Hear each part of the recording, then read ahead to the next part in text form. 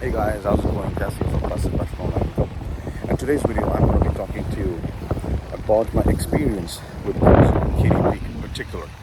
Now, what has been going on? Why is it that I've decided to think and go beyond Amazon KDP and also give more time and attention to all my other businesses? Now, one business which I've been giving more time and attention to is my cargo and logistics businesses, which is comprised by my fleet of shipping containers deployed in North America and South America.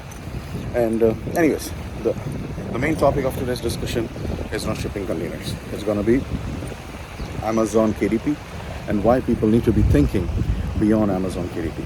Now, to begin with, this incident actually happened with me last year. I think it was in the month of Feb or March, where on one horrific evening, when one of my managers, who was managing multiple Amazon KDP accounts, gave me this news that, sir, there's an email that has come in from Amazon KDP and they have terminated all of our 8 accounts. Now, I wouldn't say all of our 8 accounts, because in total we had about 22. So out of those 22 accounts, they had terminated 8 of our accounts. So I was like, all right, anyway, the email has come. I mean, that's fine. We can still reach out to them, request them to look into it and, get our accounts back. Because the reason given out there was ridiculous, saying that we are terminating our accounts because you have multiple accounts. Now, being in the business for so many years, I knew one thing for sure, that whenever you open an Amazon KDP account, it has to be under a different entity. What I mean by that is, you need to make sure that this Amazon, or let's say whatever Amazon KDP account that you open, should be under a different person's name. And okay, now let's say as an individual, you could have multiple accounts, but you need to make sure that every account is under the name of a different entity. Now, what I mean by that is, for example, let's say I could have an individual account. My second account could be a company account. It could be something like, let's say, Green Mountain Publications, for example. If I want to open a third account, I need to have another company name. It could be Blue Water, or let's say Blue Water Publishing House, something of that sort. You get the idea. So you can have as many accounts you want. You just gotta make sure that every account is under a different person's name or a different entity's name. For example, an LLC. And another thing you also need to make sure is that every account should be having their own respective bank account. So if it's an account which is under the name of an individual, it should have an individual account. Not a company account, but an individual bank account. If it's a company account, it should have your KDP or your let's say your Ingram Spark or Findaway platform should have the relevant details where it says this is a company account. So we knew very well what we were doing. We were following the rules, but it so happens that when you use one PC or the same IP address, no matter what you do, no matter how many VPNs you use, you will be detected, all right? You will be detected and your accounts will be terminated. Now, what's a smart thing to do? You can have multiple accounts and make sure that you're using different IP addresses. But long story short, after this particular experience that we had, I just decided that it's time to stop wasting all our efforts on a platform like Amazon anymore, because you just get really upset and annoyed because there's so much of time, so much of money, and so much of effort that you're putting in, right? So you just want to make sure that whatever you do, you're using the systems efficiently. But again, as the saying goes, when one door closes, there are multiple doors that opens up, by the grace of God. So currently, what we're doing is we are focusing more on platforms like Ingram Spark. So if you don't know what Ingram Spark is an aggregator. It's a wholesale. It's a book. They are book wholesalers, all right, where you can publish your books, ebooks, paperbacks, and hardbacks. And hardcover. And they will distribute your books to more than 40,000 stores around the world. That's right. And Amazon. Okay. Amazon also buys books in bulk from Ingram Spark. So if you're wondering what is expanded distribution, if you select expanded distribution, your books automatically goes to Ingram Spark. But if you do not select expanded distribution, then it's always advisable to publish those books on Ingram Spark platform as well.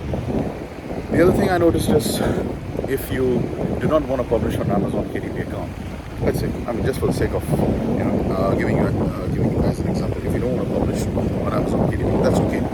And in fact, it's much better because when you publish your books on Ingram Spark, you don't need to run any ads. That's the best part about it.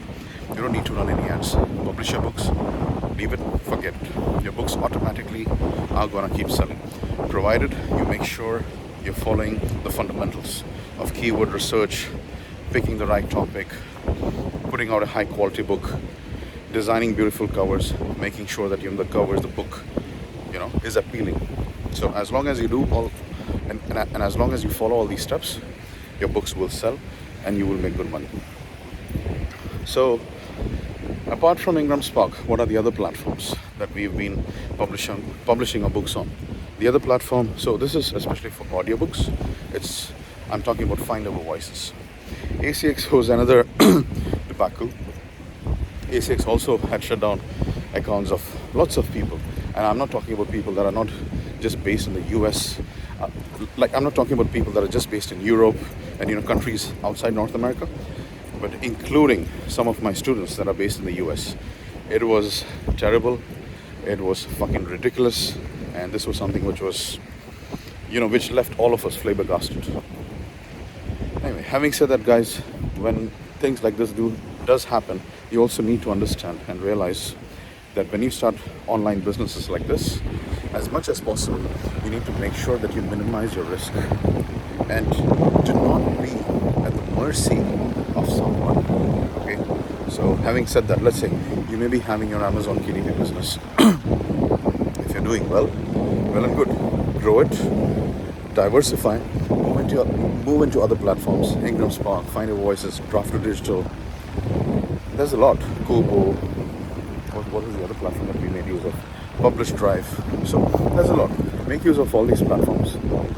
But for us, we've just decided to stop publishing our books on Amazon KDP because we also do not like to run ads. We just create books, we create content, we publish books, and we make money. So that's what we've been doing. And apart from that, we also need to make sure that whatever books you put out there have to be of high quality. Yeah? Remember that. It has to be of high quality. Otherwise, your books won't sell. It's as simple as that. So yeah, that's been the experience, guys. But again, I'm not saying that Amazon KDP is bad, because yeah, when you're getting started, it's always good to have a couple of accounts there, make money. And important thing to remember is build businesses, grow it, and exit. Because if you're going to get attached to it, then you really aren't a proper businessman, or you really aren't a proper entrepreneur. Okay, an entrepreneur is someone who creates businesses, who creates systems, and he or she also knows when to exit. And the perfect time to exit is when you have seen your company grow in value, and you know that there's a market for it, and you know that if you exit at a certain time, you can definitely quadruple your company's value by making good money. So remember, make money, do not get super excited where you get too attached to your business. All right, so that's why I was saying I don't have it's not like I hate Amazon KDP or so, because I also have to be thankful to Amazon KDP because I've made millions from this particular platform, from this particular business. I've sold many companies, sold many of my KDP companies for me, my clients, my students. So I only have good things to say, but this video is more of a caveat for all of you that have been messaging me, sending me emails, including my followers from my Hindi YouTube channel who've been asking me, what is the future? Is there a future to Amazon KDP? Is there a future to this books publishing business? So long story short, there is future, and there always will be. There always will be potential in the market as long as high quality and good quality books are being produced.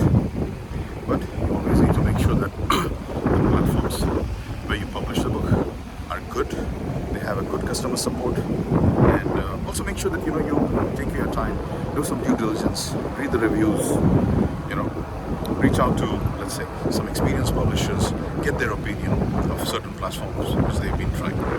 But don't rely on Amazon KDP alone. That's all I'm going to say.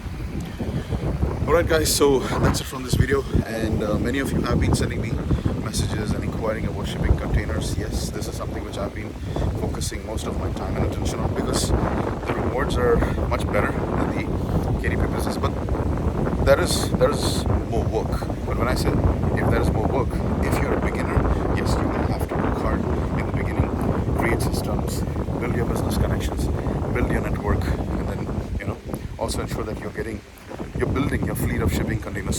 So there's a lot to learn. But if you're someone that just wants to be part of the industry as an investor, then you can sit back and let everything run on autopilot. So there are a lot of ways to, you know, tap into this lucrative industry. So it all depends on you, how you want to take things forward. Alright guys, so that's it from my video for today. Hope you enjoyed it. If you have any questions, feel free to message me and I'll answer. Take care guys. God bless. Cheers.